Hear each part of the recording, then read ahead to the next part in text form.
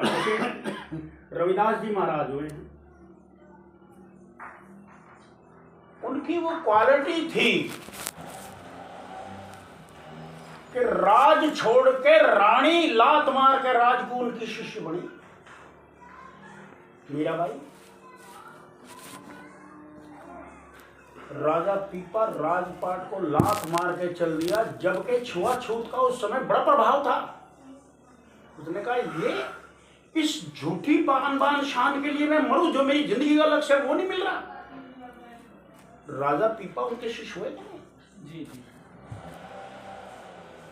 मीराबाई उन्हीं के शिष्य हुए, सब कुछ छोड़ दिया। ठीक है, उस समय में जब 15वीं शताब्दी थी, उस समय के महापुरुष ऐसे हुए, कबीर साहब ऐसे हुए, क्योंकि ये धराधाम कभी संतों से खाली नहीं होती। नंबर 1, क्योंकि संत ना होते जगत में जड़ मरता संसार। गरीबदास जी 17वीं शताब्दी में आए, विक्रमी संवत 1774 में वो आए। उन्होंने कहा मेरे गुरु कबीर साहिब हैं, चलो जो भी है। उन्होंने भी ये सब रास्ता अपनाया जो कबीर साहिब ने, जो रविदास जी महाराज ने। संतों से ये धरा आज भी खाली नहीं है। वो अलग बात है भाई, हमारा नसीब है कि हमें नहीं मिले, और मिले तो हमें किस दर्जे तक के मिले, या हमारा प्रारब्ध ये भी है भाई हमें पहचानने में कमी रहेगी। कई बातें हैं।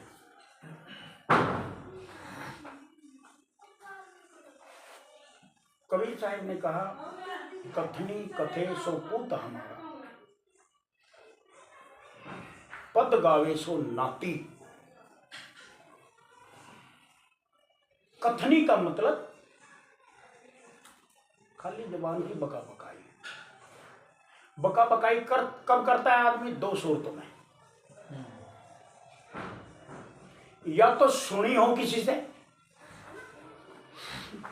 या देखी हो, पढ़ी हो। तो जैसे जो पढ़ी उतना जाके बोल दिया, कहते इससे काम नहीं चलेगा। पद गावे सो नाती, भाई किसी का बढ़िया आवाज है, कुदरत ने दे दी, उसमें वो लयबद्ध तरीके से उन पदों को गा रहा है। नाती का मतलब इस दुनिया में भी हम समझते हैं कि नाती किसी प्रॉपर्टी में हकदार नहीं होता। ऐसे ही कहते होंगे ये नाती को, क्यों महाराज जी? भाई अगर मेरा कोई नाती है तो मेरी प्रॉपर्टी में वो हकदार नहीं है। उन्होंने जो बात कही है उसकी कुछ डेफिनेशन है। रहनी रहे सो गुरु हमारा। रहनी का मतलब जिस मार्ग पर वो महापुरुष गए, जिस रास्ते पर चलकर वो इतने ऊंचे पद को हासिल किया। क्योंकि महापुरुष कहते हैं पशु की पैन्या होते हैं, नर का कुछ ना हो। पशुओं की खाल की जुत्ती बनती है, आदमी की तो कोई भी नहीं बनती। जो नर करनी करे नर से नारायण होए। धर्मशास्त्रों में, वेदों में हमें ये समझाया भाई ये नर नारायणी देह है, ये नर नारायणी है। नर से नारायण तक का सफर ले सकता है, ले सकता है, और मिला भी इसीलिए है ये नरदेह। स्वामी जी महाराज कहते हैं मिली नरदेह यह तुमको बनाओ काज कुछ अपना। इसका पर्पज भी यही है, और कोई पर्पज नहीं है। और वो परिपाटी वो क्या है, थोड़ा सा लंबा हो जाएगा। पहले महाराज जी ने कुछ हो जाएगा जी, वो हो जाएगा, आपको क्या चिंता। चाहे कथावाचक हैं लोग, कथा। हाँ जी, कथावाचक, केवल कथा कहने वाले। हाँ जी, हाँ बहुत से नामचीन हैं चाहे जिनकी आज कीमत भी वो लाखों में लेते हैं, लेकिन संतों की कोई कथा नहीं, वो एकथ है, वो कहने से बाहर है।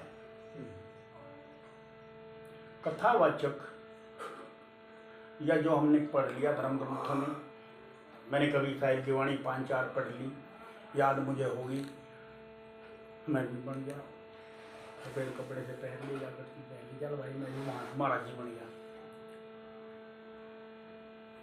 अभी एक साखी कही थी, जिसके नाम महंत है, किसका नाम है, जास के 10-20 संग हैं, उसका नाम है। कहा था ना। और वाल्मीकि रामायण में भी एक किस्सा आता है, वो भी बड़ा ऐसा ही है, मैं भी उसमें नहीं जाऊंगा। तो कहने का मतलब यह है कि जो केवल कह रहे हैं, आंखों से देखकर कानों से सुनकर जो कह रहे हैं, वो हजम नहीं हुई, भीतर नहीं गई, वो बारी बार आ रही है, वो कथावाचक है। कथा को बांस दिया, कंठस्थ कर दिया, बांस दिया, इतना ही तो अंतर है। भाई हमें को रामायण ला के दे तो हम रामायण की चौपाई साई बोल देंगे देख देख के। अब वे कथावाचक ऐसे हैं, उनका रात दिन ट्रैफिकेशन लग रहा, तो आधी तो वो याद हो जा, याद हो जाए, ठीक है, आधी तो वो याद हो जा। हाँ। अब वो कथावाचक इसलिए बन गए क्योंकि वो निरंतर कर रहे हो, थोड़े परफेक्ट हो गए, हाँ जी, बिल्कुल। हम अनपरफेक्ट। अब उसके बाद आते हैं, क्योंकि सब जितने भी संसार में धर्म है, सबका एक ही मकसद है, एक ही लक्ष्य है, और वो लक्ष्य ये है, इंसान अपने आप को जान। असली तो ये चीज है, सबका लक्ष्य यही है कि ए इंसान तू अपने आप को जान, अपने आप को जान। और सब हमारे अपने आप को जानने की तरफ इशारा देते हैं। या इससे अलग भी कुछ है? सच्चाई तो यही है। अब सच्चाई ये है, अब ये जो मानव का पुतला है, ये कुदरत ने जब बनाया, आज से 2000 साल पहले जो बाइबिल आई, ईसा मसीह ने उसमें लिखा, भाई मानव सर्वश्रेष्ठ है चराचर योनि में। वाल्मीकि रामायण में भी ये लिखा, मानव सर्वश्रेष्ठ। कबीर साहिब ने भी, गुरु रविदास जी महाराज ने भी, और जितने भी महापुरुष सब वेदों में भी लिखा। तो ये तो पक्का है कि मानव सर्वश्रेष्ठ है, सब इस बात पे सहमत है। मोहर लगी जी, पक्की। गुरबाणी कहती है, सर्व जोन तेरी पणहारी, शर्म में तेरी सरदारी। हम सरदार जोनी में हैं। अब एक जगह मैं ऐसे ही बोल रहा था, सरदार जी बैठे थे, उन्होंने कहने लगे मैं सरदार, इसका मतलब तो हम जोनी में, सरदार जोनी तो हम हैं। अरे भाई तुझे नहीं कह रही है ये प्रत्येक मानव के लिए है। कहता है क्यों? मैंने कहा गुरबाणी क्या कह रही है, मानुष की जात सब एक ही जानो। वो नहीं सुना उसने, सरदार सुनी। तो हम भिन्न कैसे हो गए भाई? मानुष की जात सब एक ही जानो, साच कहूं सुन लियो सब ही, जिन प्रेम कियो तिन्हीं प्रभु पायो। ये प्रेम का मार्ग है, प्रेम का मार्ग है। अब वो प्रेम का मार्ग कहां से गुजरता है ये देखो ना। सारी दुनिया प्रेम करती है, प्रेम के बिना ये दुनिया नहीं चल रही है। ये दुनिया की बुनियाद में भी प्रेम है और रूहानियत की बुनियाद में भी प्रेम है, लेकिन हमारे सबके सीमित है। बाप बेटी से, बीवी से, बच्चों से बस, और थोड़े से ऊपर उभरे तो वार्ड के पार्षद बन गए, एमसी बन गए, प्रधान बन गए, चेयरमैन बन गए, और बड़े मुख्यमंत्री बन गए, प्रधानमंत्री बन गए, राष्ट्रपति बन गए, फिर सीमाएं खींच दी, वो पाकिस्तान, वो बांग्लादेश, वो फलाना दिया। जबकि हमारे शास्त्रों का कथन है वसुधैव कुटुंबकम। ये सारी पृथ्वी हमारा कुटुंब है। संत की अपनी डेफिनेशन सबसे पहले ये है कि संत किसी एक समाज का, किसी एक संप्रदाय का नहीं होता, वो संपूर्ण मानव जाति का है। जहां छोटे छोटे कुएं बन रहे हैं, उन कुओं से अटैचमेंट रखना संतों का काम नहीं है। बस संत तो सबके लिए है ना, वो किसी एक का तो है नहीं। वो ये तो है नहीं भाई मैं तुम्हारे लिए हूं और ब्राह्मणों के लिए नहीं हूं, या ब्राह्मणों के लिए हूं और भाई और के लिए नहीं हूं। झगड़ा तो यही था कबीर साहब का। भाई कबीर साहब तो कहते सच्ची बात ये है, ब्राह्मण कह रहे थे ये नहीं है, क्योंकि अनटचेबिलिटी, छुआछूत। अरे पंडित ज्ञानी बोझ पिया क्यों ना पानी है, तो वो चीज संतों ने संभाली।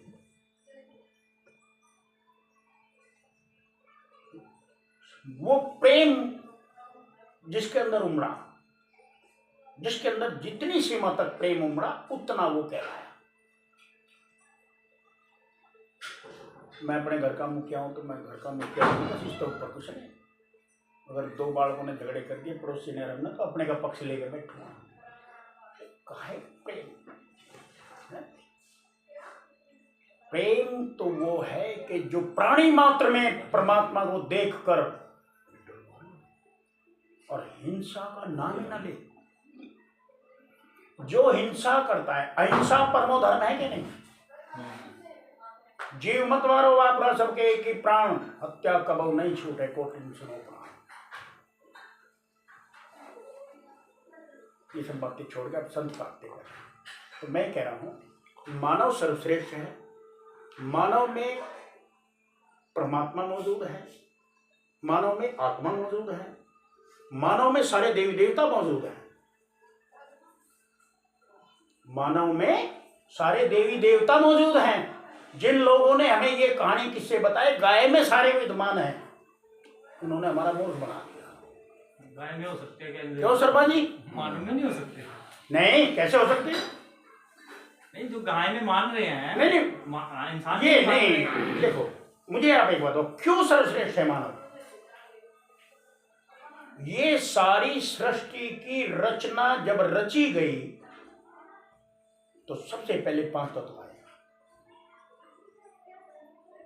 उन 5 तत्वों में सबसे पहले तत्व आया आकाश। आकाश के बाद आया वायु, आकाश में से निष्कासित हुआ। वायु से अग्नि निकली, अग्नि से जल, जल से पृथ्वी।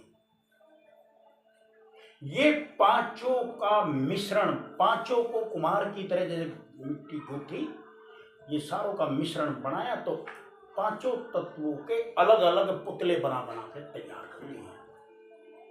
ठीक, पशु जितने हैं वो 4 तत्वों के हैं, मानव 5 तत्वों का मुकम्मल है, इसलिए मनुष्य सर्वश्रेष्ठ है। और 5 तत्वों का, यानी मैं करोड़पति अगर लखपति की पूजा करूं तो नादानी है, समझदारी है महाराज? नादानी है, 25 प्रकृति भी है साथ। गुरु रविदास जी महाराज ने, कबीर साहिब ने यही तो चीज बताई।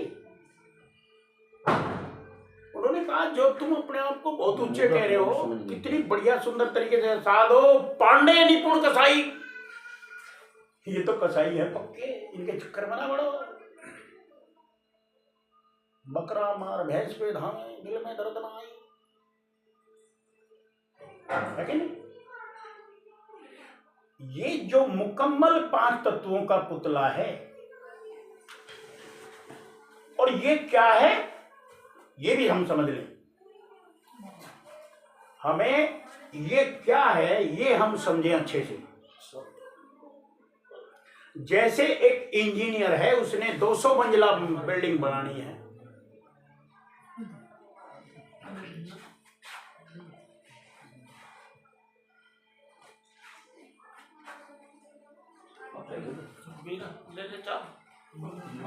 आप ले लो आप ले जी हैं। तो वो बिल्डिंग तैयार करने से पहले एक छोटा मॉडल बनाएगा, उसके मॉडल के हिसाब से समझेगा कौन सी फ्लोर पर, कौन से माले पर क्या बनना है। ये मानव शरीर इस सारे ब्रह्मांडों का छोटा मॉडल है। ये किसने कहा? सबसे पहले वेदों का कथन ये है। उन्होंने कहा जो पिंडे सो ब्रह्मंडे, और जो ब्रह्मंडे सो पिंडे, जो खोजे वो पावे। संतों की जितनी वाणियां हैं वो इस शरीर के अंदर विराजमान जो ताकतें हैं उनके ऊपर बोल रहे हैं। क्या समझ? चलिए फिर समझ, ये तो समाज खराब ऐसा है, ये भीड़ है। हमारे वेदों में, हमारे चारों वेदों में, हमारे इस मानव शरीर के जो 9 दरवाजे हैं, 2 आंख, 2 कान, 2 नाक के सुराख, 1 मुंह, 1 लेटिन पेशाब का रास्ता, हमारे वेदों ने इन 9 दरवाजों के अंतर्गत जो भी आ रहा है सारा व्याख्यान कर दिया। हाँ जी, तो व्याख्या है। सुनो जी, व्याख्या क्या कर दी? अरे भाई वो इतिहास है, चारों वेदों के जो 4 ऋषि हैं उन्होंने इस पे सर्च करके जो अंदर देखा वो बाहर लिख दिया।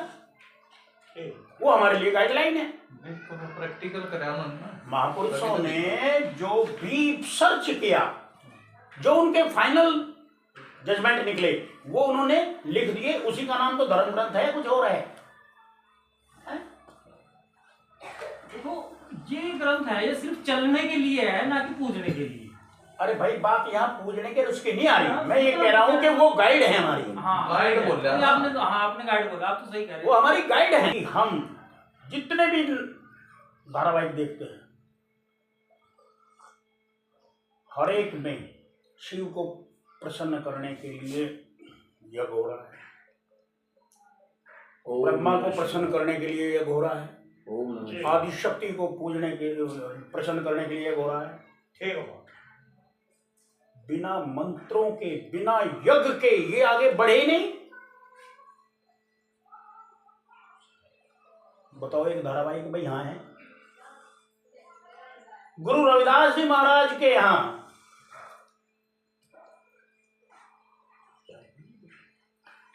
राजा पीपा गया, लंबी दास्तान खैर आपको सब कुछ पता ही है, लेकिन थोड़ा सा बात की डिटेल बता रहा हूँ। जब वो चलने लगा, डरने लगा, भाई लोग मुझे देख ना लें, तो कहना महाराज कुछ प्रसादी दे दो, मैं चल रहा हूँ। उन्होंने उंगली भरी, ले। अब चूंकि जैसी सोसाइटी में रह रहा वैसी प्रभाव पड़ेगा, घृणा आ गई, बुढ़े का पानी दे रहा। रविदास ने यज्ञ करा था क्या? रविदास ने यज्ञ करा था क्या उस पानी के लिए जो उसे दे रहा था? उसकी मौज उठी, ले पकड़। उसने वो पानी लिया, मर्यादा भी रह जाए, और बाजू में फेंक दिया और मुंह लगा पिया। नाटक करा। अब वो पिया नहीं, घृणा होगी। अब उसका रिजल्ट क्या निकला? उसकी धोबण पहलवान होगी, ज्ञानी होगी। अब जब उसे पता लगा हकीकत का, भाई असलियत ये थी, तो फिर भगा। महाराज वो पानी फिर दे दो। अरे वो तो गए मुल्तान। क्या इसके लिए संतों ने यज्ञ किया था, हवन किया था, दान किया था, पुण्य किया था? जब वेदों में इसके बिना कुछ हो नहीं सकता है। केवल दृष्टि, केवल नजरें, और अंतर में उन्होंने ऐसा क्या किया, उन्होंने ऐसा क्या किया कि उन्होंने ऐसे उंगली भरी और उसे दे दिया। इस पानी के और उंगली भर के उसको देने के दरमियान उन्होंने ऐसा क्या किया भाई जो वो अमृत बन के विद्वान बना दिया उसको? कोई बताएगा इसके बारे में? ये तो याद है, ये भी याद है। अब भाई कठौती में से वो कंगन निकाल के दे दिया, लेकिन कैसे और किस मार्ग से वो गए, किस मार्ग से उन्होंने गंगा को में हाथ डाल दिया? यहां तक का खेल वेदों ने बता दिया, यहां तक का खेल वेदों ने बता दिया। और वेदों ने इसके आगे क्या कहा? नेति नेति नेति 4 बार कहा। मैं उस परम पिता परमात्मा के बारे में इससे ज्यादा कुछ नहीं जानता। वो केवल नाद रूप में है। वो परमात्मा किसी आकार में नहीं है, बल्कि नाद रूप में है। और इतना कह के नेति नेति नेति 4 बार बोल दिया, क्योंकि यहां से नीचे सब रचना बाहर है। यहां जब हम गए तो यहां नाद गूंज रहा है, यहां नाद गूंज रहा है मास्टर जी। नाद मीन्स आवाज, साउंड, म्यूजिकल साउंड। गार्गी ने याज्ञवल्क्य से राजा जनक की सभा में सवाल किया, महात्मन बताइए पृथ्वी किसमें उत्प्रोत है? उन्होंने कहा जल में। अब अगला सवाल कर दिया, जल किसमें उत्प्रोत है? कहते अग्नि में। अग्नि वायु में। सवाल पर सवाल। और वायु आकाश में, और आकाश ओंकार में। सबसे पद हमारा बड़ा यहां, जय शिव ओंकारा। शिव भी ओंकार में शामिल है। नहीं महाराज, यहाँ गलत है। अब इसके आगे, अब जैसे महाराज जी ने कहा, उसने कहा कि ओंकार किसमें है ओतप्रोत? तो उसने कहा गार्गी, अगर इसके आगे प्रश्न किया तो तेरा धड़ अलग कर दूंगा, सर अलग कर दूंगा। उसे धमकी दी, थेड़ दी,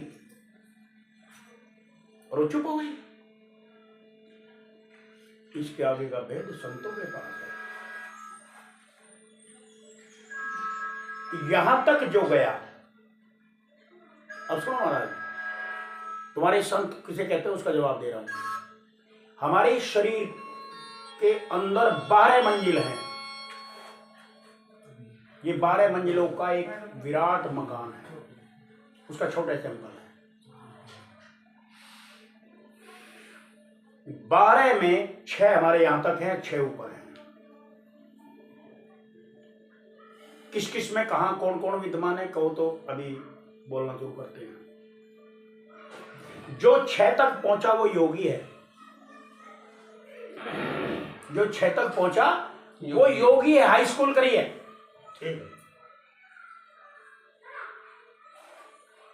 जो 6ठे तक 7वीं पर गया, फिर 8वीं पर गया, वो योगी राज है। जैसे भगवान श्री कृष्ण जी महाराज। और जो 9 पर गया वो साध है, और जो 12 तक गया वो संत है। ये है संत की कहानी, परिभाषा। अब हम 6 तक गए हैं तो उसका उल्लेख जो भी महापुरुष करना चाहे करे कि कैसे गए हैं, क्या जरिया है, गए हैं या नहीं गए हैं, उसका भी निर्णय हो जाएगा। तो ये है महाराज संत की परिभाषा। साध